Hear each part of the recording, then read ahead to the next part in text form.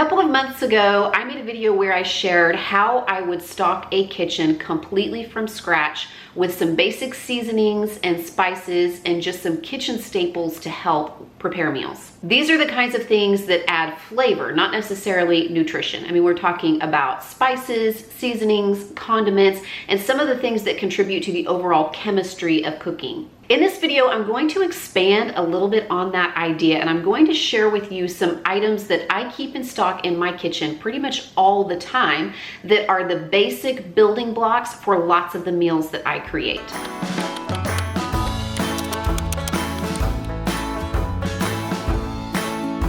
If you are looking for more of a stock your spice cabinet or stock your baking and cooking essentials like flour and oil and sugar, check out that video after you watch this one. I'll leave it linked in the description box below.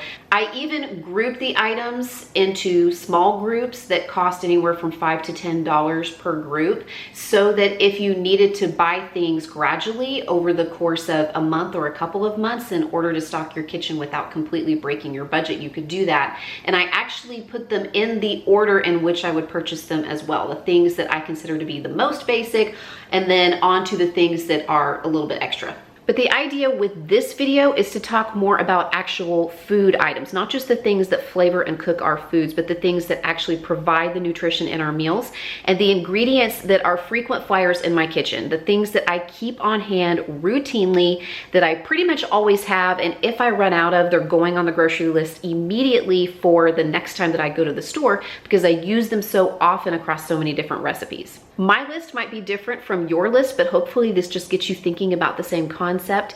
And also, I am not working with a household that has to deal with allergies or sensitivities or with a specialty diet. We're just kind of on your standard, ordinary, I guess, omnivore. Are people omnivores? I don't know.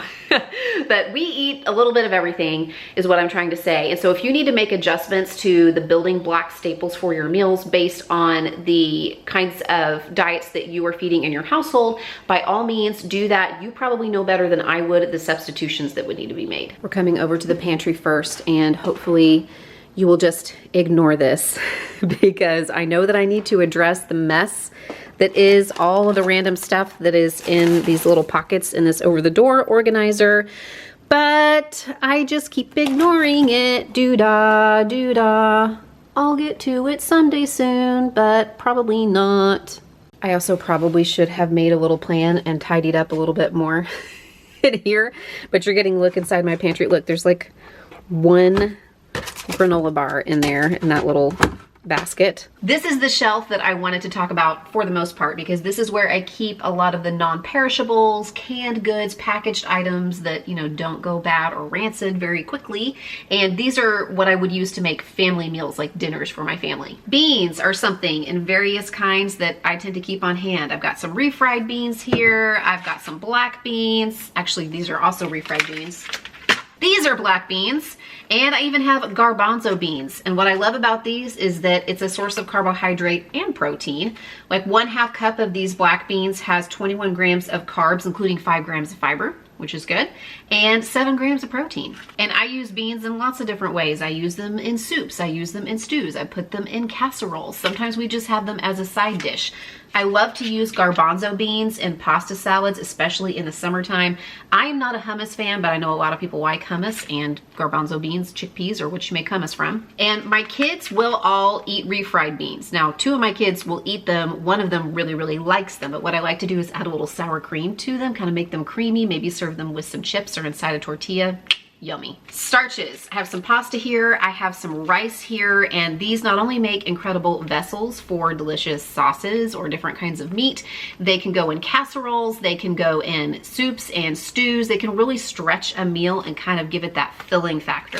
I tend to opt for different kinds of pastas and different kinds of rice because that's what my family prefers. My son does not care for potatoes. Potatoes are another really great starch that are super versatile and can be used in a lot of different recipes, but they are not non-perishable, meaning they will go bad, even though they will keep for a little while in a cool, dark place. What I tend to keep stocked regularly are the things that will last a little longer than potatoes. Tomato products. If you watch my videos, I know you know this because I cook with tomatoes a lot. I mean, I use them in soups, I use them in casseroles, I use them in pasta salads. And while I do use a lot of fresh tomatoes in the summertime, in the wintertime especially, I'm going to my cupboard here, going to my pantry to find the canned tomato products. In fact, I kind of wonder how many different kinds of tomato products I have in here right now. Diced tomatoes with green chilies, name brand Rotel, fire roasted tomatoes, tomato paste, tomato sauce, regular diced tomatoes, tomatoes everywhere, all different kinds in all different brands. I'm actually kind of surprised I don't have a jar of pasta sauce in here, tomato-based pasta sauce.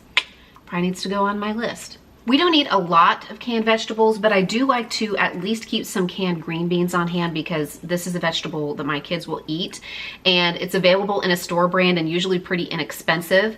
And sometimes I buy the regular ones. If they have the no salt added, I will buy those as well, which if you're, looking out for your sodium content, a lot of store brands are actually carrying the no salt added canned vegetables now. I also usually have a couple cans of these mixed vegetables because I like to throw them into soups and stews or chilies in the wintertime. Oop, won't fit. Go in there. Okay. Another thing you will find in my pantry is actually at my feet, and it is a bin that has several bags of non-perishable foods that I have grouped together to make meals in an emergency situation. Like if we were to lose power, these are things that I can make meals from that would only require a heat source. So I have a gas stove, so I can still light my stove and cook on my stove, or I could utilize the grill outside or a propane stove outside or something like that. These are just sort of some emergency items that I keep on hand just in case, and occasionally I will rotate those out and use them, in other recipes, and then put new things in there so that it doesn't ever go bad. I am taking a little break from filming on our topic today to help the kids make a little lunch.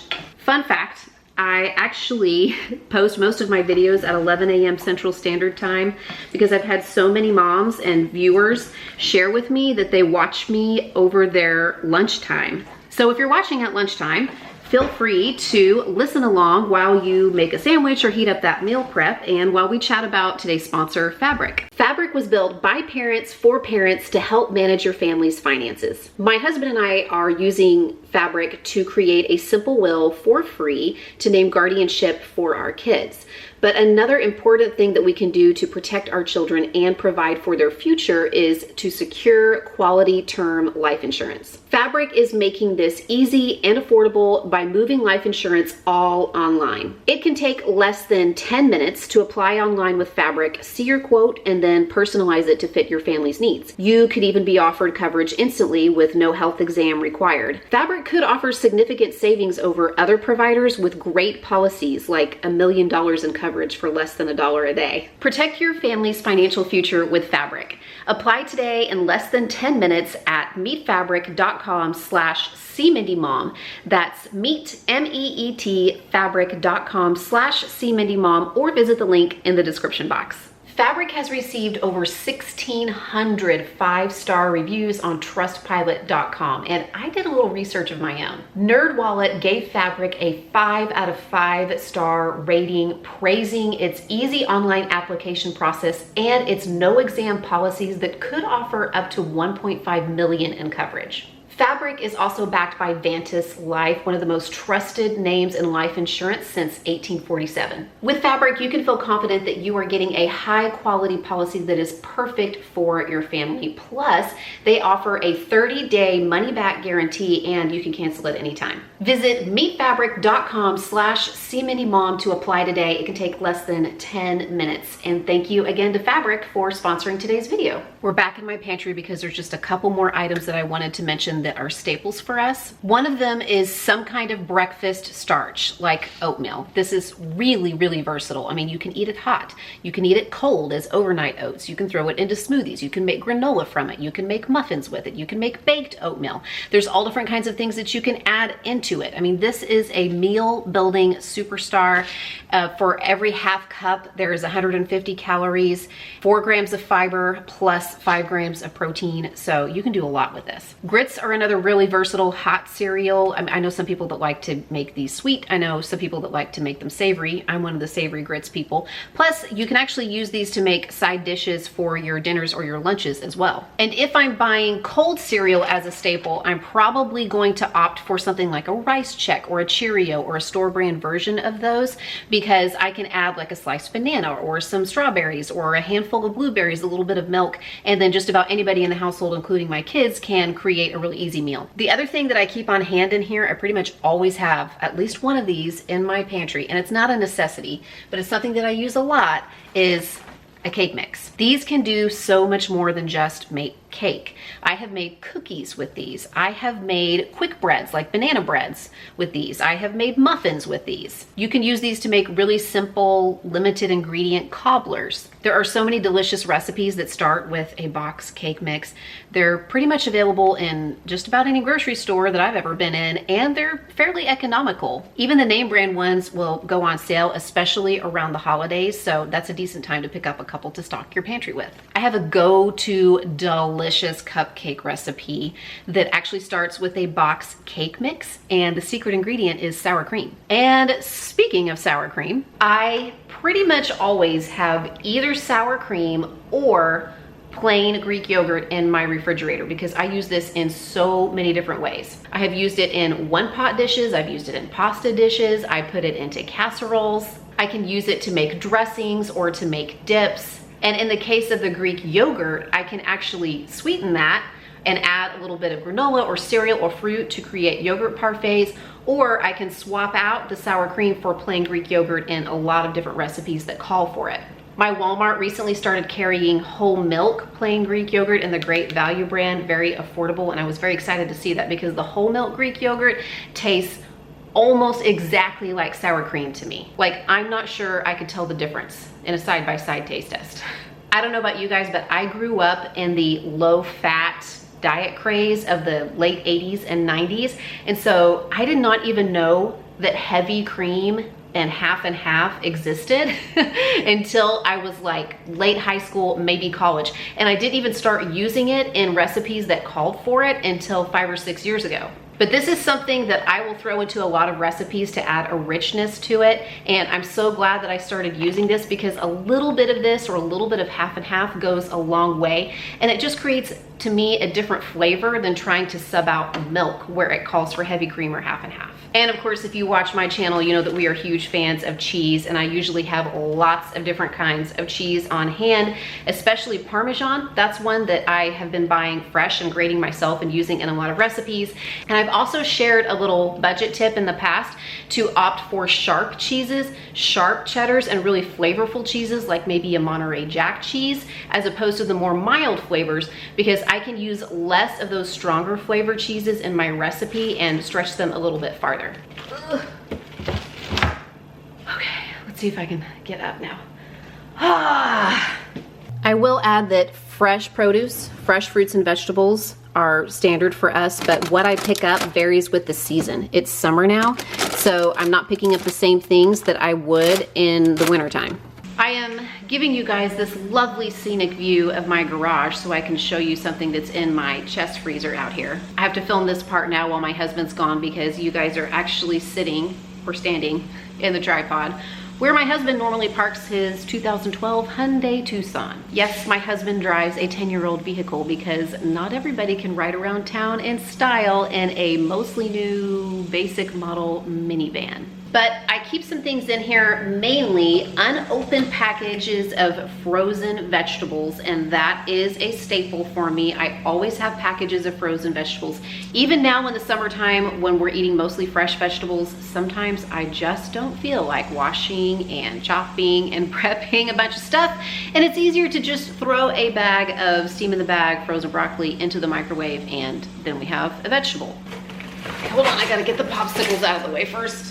We also keep a few other things, including meat, in here. And I actually don't really have a standard meat that I always have in our chest freezer because I typically am buying what's on sale or what's available at the time. I used to say that ground beef is something I would always have, but even ground beef is fluctuating some in price, so I pretty much only buy that when it's on sale. But there is one thing that I am still finding I keep on hand and use in a lot of meals. Well, I said I have it, but where is it? I found it. See, confined there in the chest freezer. Sausage. I use this in so many different ways. Now, this is sausage that needs to be cooked. I probably don't use it as much in the summertime, but in the wintertime, I'll use this in a lot of pasta dishes or rice dishes and a lot of soups.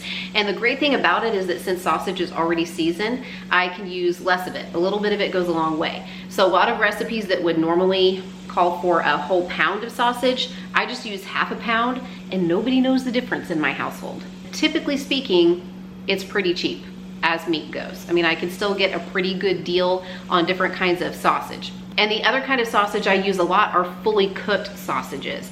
And they aren't always normally fancy ones like this loaded baked potato sausage that I got in an imperfect box. A lot of times it'll just be the Butterball smoked turkey sausage or the smoked turkey sausage that I get at Aldi. But because these are fully cooked, all I have to do is slice these up and then add them to whatever we want to eat. So in the summertime, a lot of times that's a pasta salad or another kind of salad, something I can serve cold. In the wintertime, these are fantastic for sheet pan meals because they will warm up, heat up relatively quickly alongside whatever vegetables I have on the sheet pan. So this, for me, smoked sausage, fully cooked sausage in some form or fashion, definitely a staple for me, and I use it all the time. I almost forgot to put the popsicles back. That would have been a tragedy.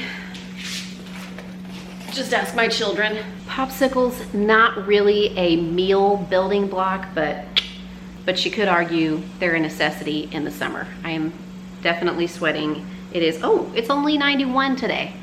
That's actually not bad. I am actually stopping to jot something down onto my grocery list now because I realized when I open up the freezer that one of my items that I always have on hand isn't there. So I need to pick it up the next time I go, and that is a bag of frozen cheese tortellini. I've mentioned this in several different videos. I've even done a video dedicated specifically to that one ingredient, and it is something that I use so often because I can combine it with so many different things to create meals. So definitely want to make sure that I pick up that building block next time I am in the grocery store. Now, if I have only the things that I showed you, there are some meals that I can make for my family. Things like chili or other soups and stews, like a pasta fagioli or a vegetable and sausage soup or a broccoli cheddar soup. I can also make spaghetti or pasta marinara lots of different ways using the different kinds of tomato products that I have. And I have made marinara so many different ways over the years based on what I have in the pantry. I can also make a really easy homemade mac and cheese. I can make taco bowls with rice and black beans and tomatoes with green chilies, a little bit of cheese, maybe some of that sour cream that I talked about. And because I included eggs in my other video of things that I would stock in my kitchen to flavor and season and cook food, that opens up a lot of possibilities as well. Eggs serve as a binding agent, or they contribute to the chemistry that's necessary for cooking different kinds of foods, but they also stand on their own as a food, which is not the case for basic spices, right? So I could actually throw those eggs in with some cooked rice with maybe some canned or frozen veggies and create a really simple fried rice as an example for a complete meal. But the idea here isn't just, hey, what can I make using only these items? It's what else can I add to these items to create meals throughout the year? Things that might come into my house because they're in season or because they're on sale or because I got a fantastic deal on them. Basically, instead of coming up with a completely new meal plan with completely new ingredients every week, thinking about what are my standard things that my family likes that I cook with a lot that will also be versatile, that I can use in combination with things that might not be in my kitchen all the time, but that might come in and out throughout the year. For example, fresh corn on the cob, sweet corn. That is not a standard for me. It's not something I keep in my refrigerator or in my kitchen all year long because it's seasonal. But it is July here in Oklahoma and it is coming into season, and I'm seeing it in the grocery store at really great prices. So when I pick up some fresh corn, I might add add some black beans and some tomatoes to make a really great corn and black bean salsa. I can even throw in some cooked pasta and maybe a little bit of seasoned ground beef and make like a taco pasta salad with that sweet corn. If I get a really fantastic deal on a rotisserie chicken, like I do sometimes in the deli when they're marked down, I can bring that home and pull out some pasta from my pantry, some heavy cream or half and half and Parmesan cheese from my refrigerator and make a really delicious chicken fettuccine Alfredo. So what are your basic meal building items? What are the things that you routinely keep on hand, that you keep on your grocery shopping list so that you can combine them with other items that come into your kitchen throughout the year to create meals for yourself or for your family? There's probably some things that I miss or some, good ideas that I need from you guys to add to my standard repertoire. Thank you so much for watching, and thank you again to Fabric for sponsoring today's video. Don't forget to visit that link in the description box below, meetfabric.com/cmindymom. Bye.